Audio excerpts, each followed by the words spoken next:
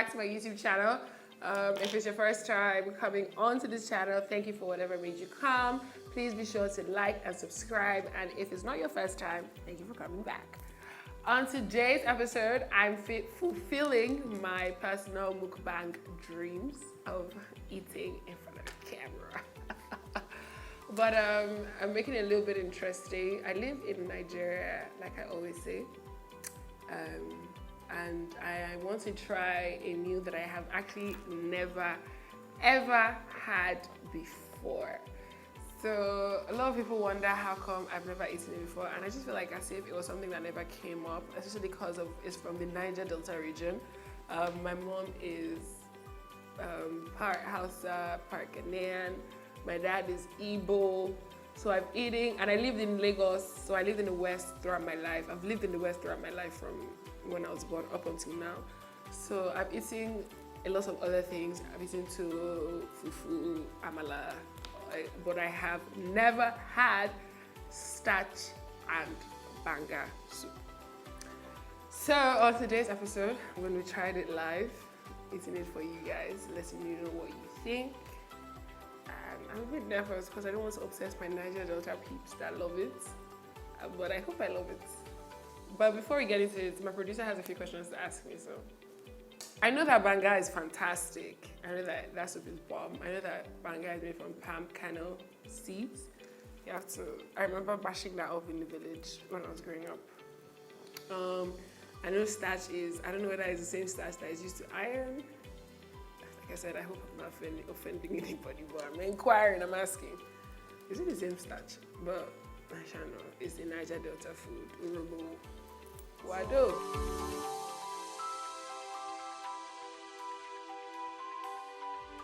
I'm having starch and banga with goat's meat.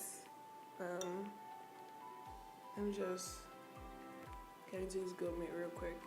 That's what the goat's meat is saying.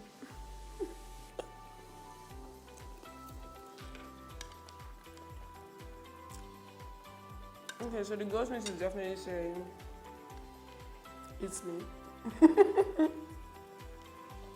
So now, for the real reason why we're here. Right off the bat, the starch is presenting very jelly-like.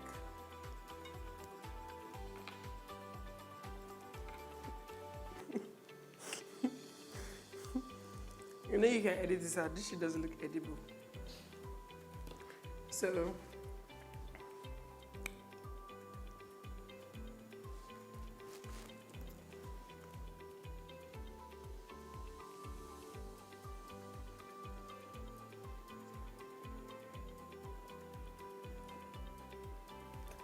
So here's what I think about this meal.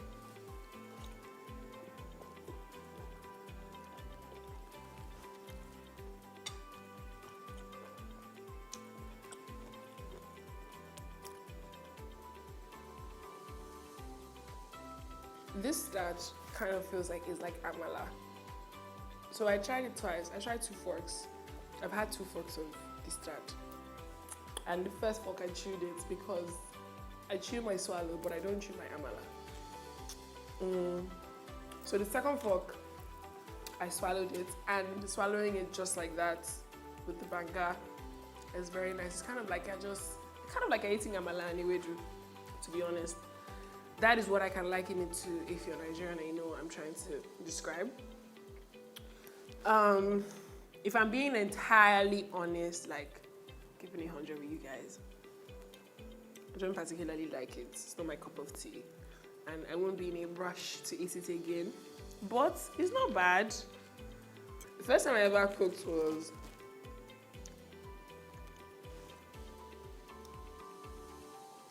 when I was growing up.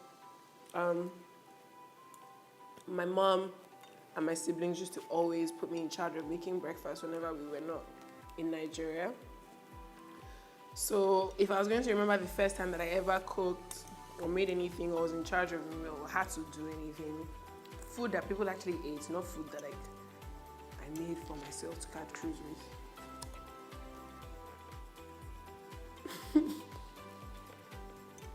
not food that I made for myself to catch cruise with, I'll say that. So it will be eggs, frying eggs, bacon, sausages, toast, making toast, stuff like that. I'm not experimental at eating unless it's my mom that is giving me food. I know how that sounds coming from a grown woman, grown ass woman like me. But unfortunately, I'm not very experimental with food unless it's coming from my mom. And I would say the most experimental thing or the weirdest thing I've ever eaten is, my siblings are going to remember this, but when we were growing up, my mom used to do this thing where she would like, kind of like pound pepper, you know, like in a tiny pesto. So she'll pound up pepper in a tiny pesto and scoop it out and garnish it with onions and sardine. And then she would get like a bowl and pour Gary inside. And then, I'm sorry, we're not poor. I feel like the way I'm describing it sounds like poor food. Honestly, we grew up very, very comfortable, so it was not a poverty thing. To be honest, she actually used to do it a lot when we actually traveled. It was, I remember doing it a lot in Dublin and in London, so it's like as if we were poor. I just feel like I need to say that. Even if you were, so. Anyway, she would then pour Gary into a bowl and just pour hot water on it. She won't stir it, nothing. Just wait for the Gary to soak into the hot water. And then scoop it up. So when you scoop it up and you mash it, it's not Gary, it's not like eba, but it's in a way cooked. So you scoop it, then you dip it in the pepper, dip it on an onion, and dip it in sardine.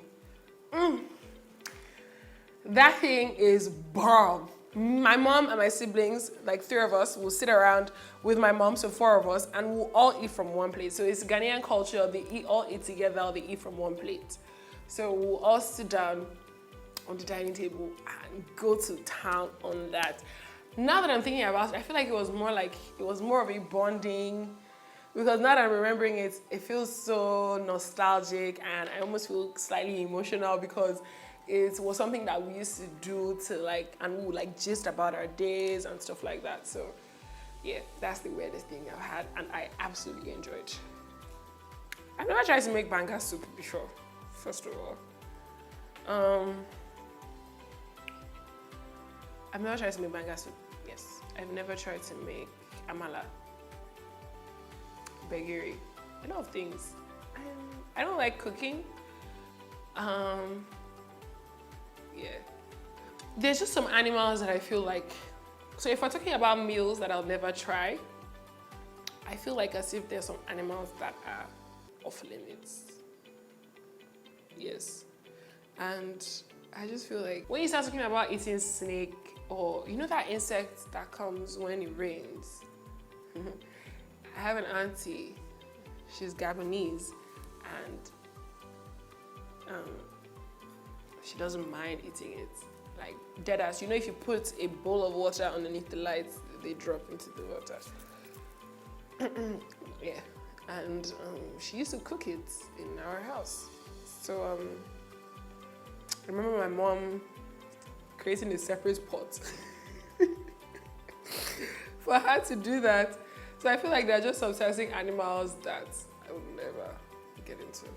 My parents' favorite food, my dad's favorite food is eba. Eba and any soup, eba and vegetable soup. I know that is his top tier, his go-to. I remember a time when I was growing up that my dad used to always have eba for dinner with different soups, but it was always eba. So definitely eba and vegetable soup. My mom's favorite food is definitely rice. My mom loves rice and she loves rice and stew. Rice and stew, this stew that she makes that she cuts up vegetables and she calls it cut.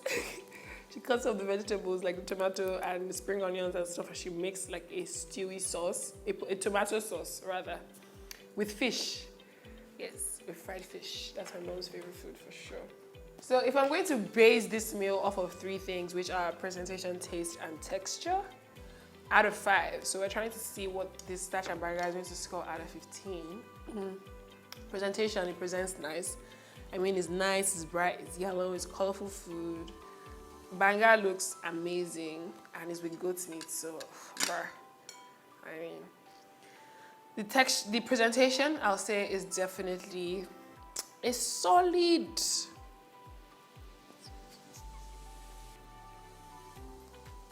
3.5 out of 5. Looks appealing to me. Like, I mean, I'm sure people that love Starch and Banga are like, hey, is this babe mad? The one had this take. She's crazy. Sorry. I'm sure there are things I like that you say if you don't like. So, for presentation, I'll say 3.5. For texture, now, that's where this food gets me because I'm not really happy with the texture of this.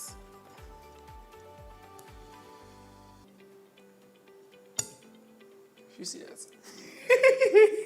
I'm not really happy with the texture of this starch. So I'd say because of the Starch and Banga, for texture, they score like a 2/5. Is that like 5.5/10? Okay.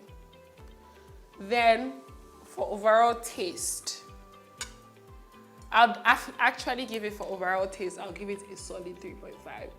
3.5 because I enjoyed it when I wasn't actually chewing the starch and just swallowing it. I know a lot of people will be like, you say if you're weird, you chew your swallow. Why do you chew your swallow? Yes, I chew my eba, I chew my pounded yam, especially when it's not with draw soup. How can I be eating eba and egusi and I'll just swallow it?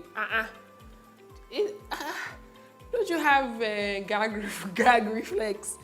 So I'll say for taste, definitely give it a 3.5.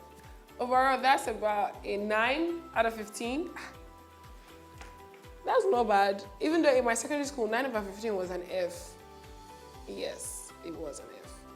But in other schools, 9 out of 15 was a solid grade, at least a C. So, I mean, yay. Starch and Banga scores a C in my books. Okay, that's it for this episode of Valerie Tries. Valerie has tried Starch and Banga, and Valerie rated Starch and Banga a solid 9. 9.5? Is it 9 or 9.5? Valerie rated Starch and Banga a solid 9 out of 15. Woo. If you're wondering what my favorite swallow combo is, if it's not abula, if it's not abula, which is amala, ewedu ati gbegiri with beef and all that other good stuff, or if it's not eba and vegetable, not edikaiko, not any other Igbo vegetable soup, the one with water leaf and ugu. Yeah. If it's none of the two, I don't know what you're talking about, man. You're child. But anyway, let me know whether you like Starch and Banga. Hit me up in the comments. Let me know whether Starch and Banga is your fave. Let me know if you want to cancel me because I don't really like Starch and Banga and I will beg. Let me know the weirdest thing you've eaten. And yes, if you have noticed by now, we've been switching things up a bit with filming with different, with filming kind of in the same space but with different elements in my house. So let me know which setting you like the most, and then we'll probably stick to that so that it's easier and we just know what we're doing when we get here. And yeah, please like and subscribe. Tell me what more content you want to see. If you enjoyed watching this, tell me in the comments. If you're thinking the whole time, what is Valerie doing? Let me know in the comments, and I will see you on the next video. Bye.